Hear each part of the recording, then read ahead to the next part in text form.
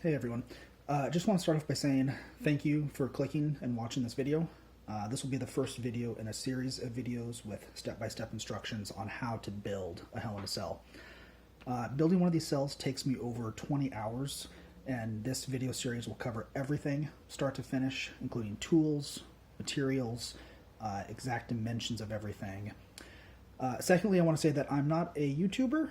I'm a maker, a creator, and these first few videos might not be the best quality, but over time they will get better, so please hang in there. So for a brief overview, my cell is 20 inches tall, 30 inches wide, made mostly of metal, both aluminum and steel. There's absolutely no plastic in my cells, and my cell has over 120 linear inches of metal. That's about 100 feet of metal bar. Has over 200 rivets, 32 nuts and bolts, and in total weighs about 17 pounds once it's complete. For a complete shopping list, check out the description in the video below. So first off, let's talk about the materials. First, we are going to need 4 of these half-inch square wooden dowels. These will act as the corners of each of the 4 corners. You're also going to need a bunch of these flat aluminum bars. These are 36 inches long by a half-inch wide and a 1/16 inch thick. You're going to need quite a few, about 8.5 of these angle aluminum bars. And what those look like is this.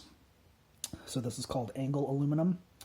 These come in 8-foot sections, and these are half-inch wide, and then the thickness is 1/20 of an inch. And then you're also going to need some meshing. This is called steel lath or expanded steel. They use this in concrete. A lot of times bathroom remodels underneath your tile floor will have this as a base. These come in, I believe they're 8-foot long sections that are, I think 30 inches tall. So you're going to need 2 full sheets of this. You're also going to need, I use this barrel latch as a handle for the door, and you're going to need a couple hinges. You're also going to need a couple magnets. These are going to keep your trap doors closed. These are neodymium magnets that have a hole in them, so you can put a rivet through it. So let's talk about tools that you need. You're going to need a square. You got to make sure that all of your panels are nice and perfectly square.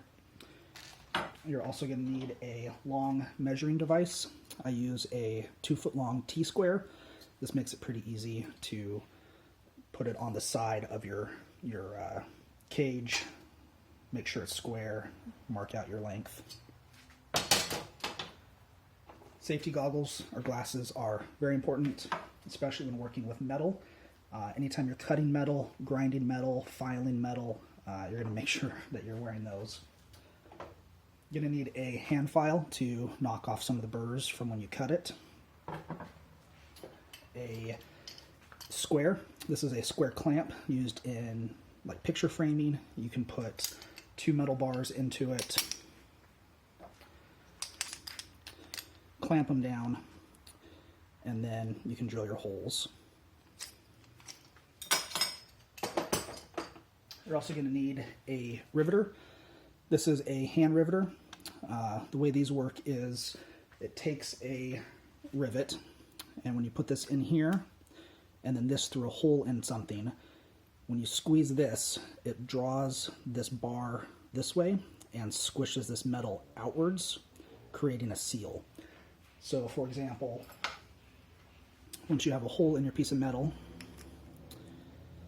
and you start squeezing this,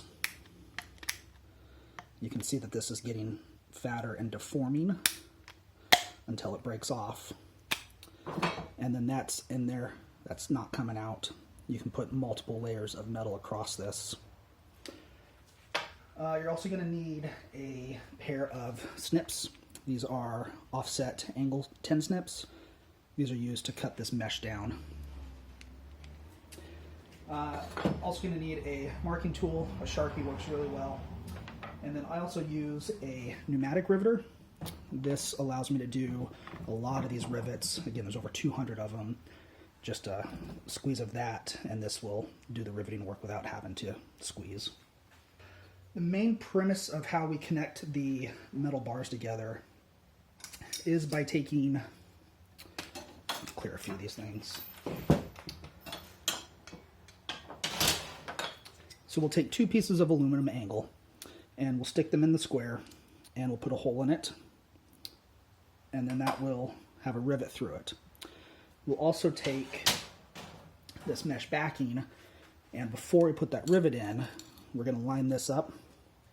We're going to take what's called a backer washer that will fit over that rivet and pin this in place. So it'll be angle, angle with your rivet in, your mesh, and then your backer washer here on the back side. The reason for that is the rivets, they're small enough that they'll just fit right through your mesh. So by using that backer washer, you can put that washer on top of it, and then that washer is bigger than that hole, so nothing will be able to come out. So let's get started on the cutting of the aluminum bar. So now that we're ready to start cutting the angle aluminum down, one of the most important things that you want to do is come up with a cut list. You want to be able to maximize the amount of material that you're using with as little cut off and as little waste as possible. So we're going to start out with cutting 4 bars at a time at 19 7/8 inches. Now what I like to do with a aluminum ruler is you can actually mark right on here with a pencil your cut lines, how many of each you need, and then you can just rub it off later when you're done. So I'm going to find 19 7/8. I'm just going to make a mark, and I need 16 of these. And I'm going to find 15 inches, and I need 16 of those. And then I'm going to look for 15 9/16. So 15 halfway would be 8. So this one right here is going to be 9, and I need 8 of those. And I'm just going to mark this real quick so it's easy to see. And then I'm also going to need 15 7/16. So that's the other side of this halfway point.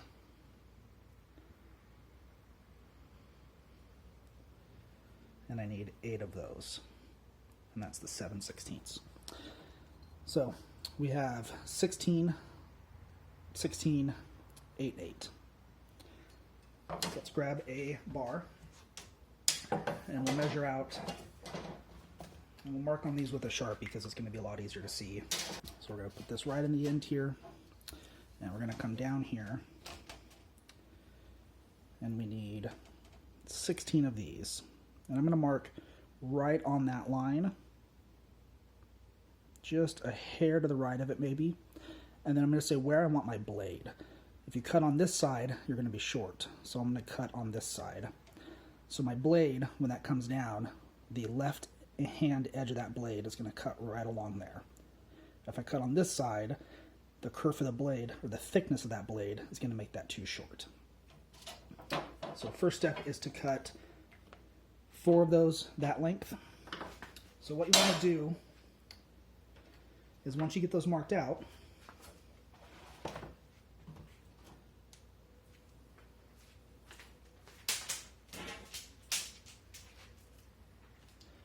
I'm going to get 4 of these lined up.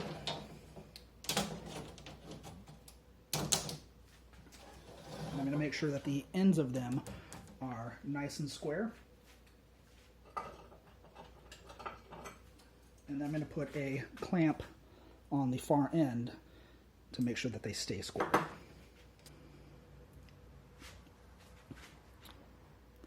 So square up that edge nice and neat. You want these as precise and exact as possible. And then I'm going to go a little bit down the way, and I'm just going to put a clamp on the back end of this.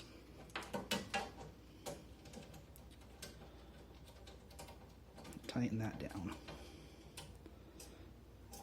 It's going to keep these from shifting as I'm working with them. Now it's time for the first power tool, which is a miter saw. Now this particular one is a compound miter saw, and what that simply means is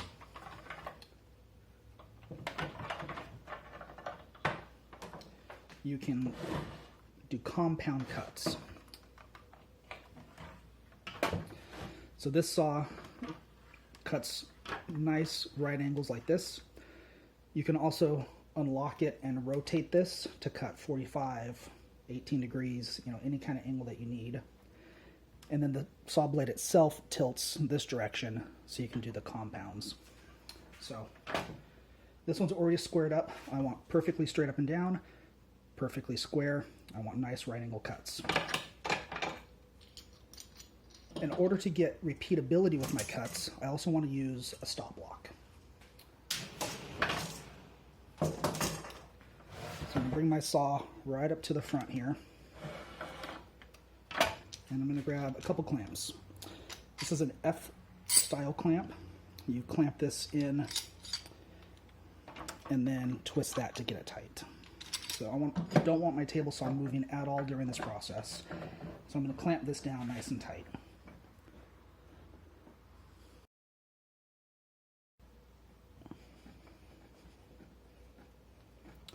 Okay, my saw's not going anywhere.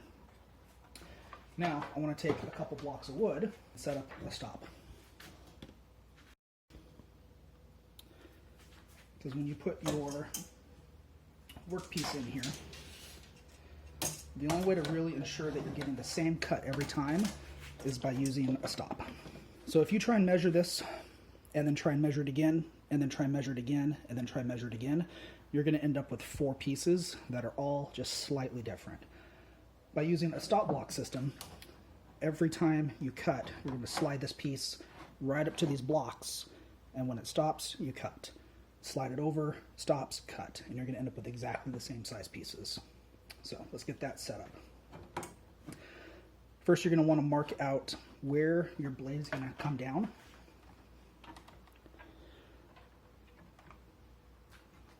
And again, you want that curve of the blade. I want to cut on the right-hand side of that line, just barely touching that line. With this type of cut, it's always better to go just a tiny bit long. See where your cut is, and then if you need to adjust, you can always cut a second time, or you can take it to a sander. So that's right where I want it, and I'm going to put my stop on here. Actually, I'm going to change this a little bit. Okay, so I've got that right where I want that. I'm going to put this clamp back in here and clamp that down.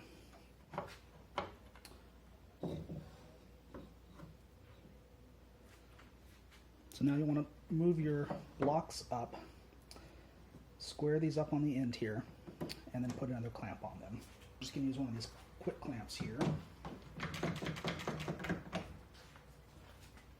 Make sure it's square.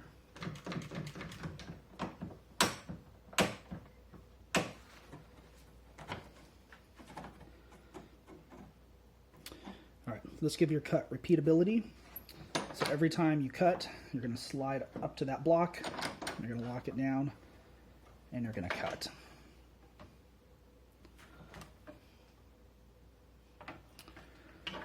All right, let's get everything hooked up and make our first cut.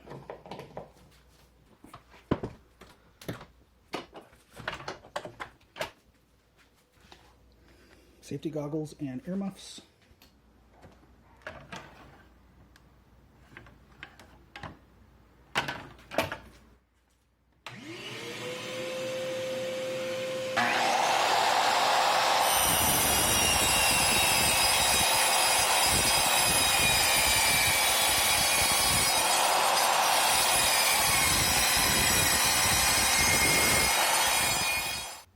One of the other important things to do when cutting with this type of saw is to hold down the handle until the blade stops spinning.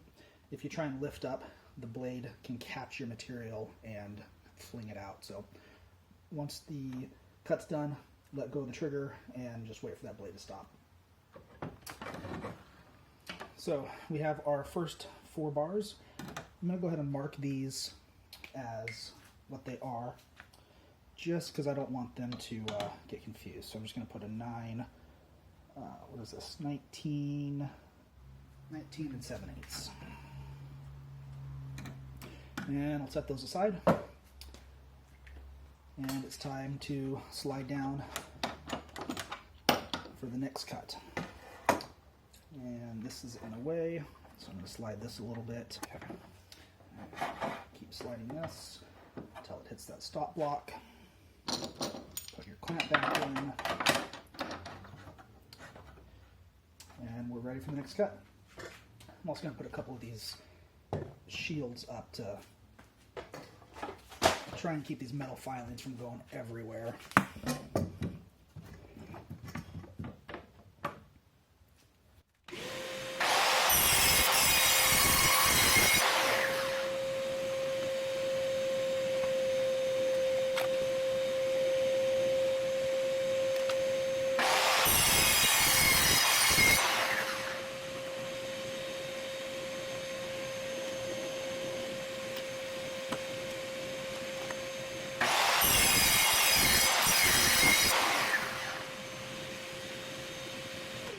Okay, so that takes care of the first set of bars, and as you can see with these, we'll have a little bit of cleanup to do on these ends with the file, but if we stack 2 of these and then look at the other end, nice, perfect, exact same length cut all the way across. So let's get everything set up for the next set.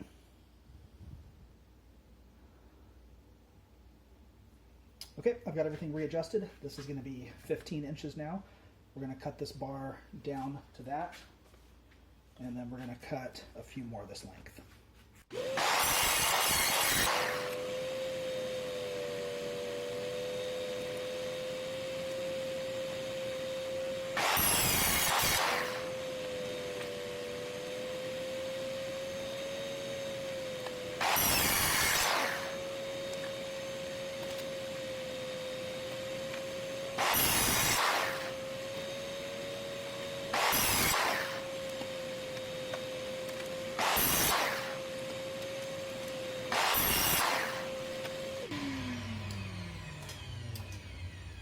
So we've got all of our 15-inch bars cut down.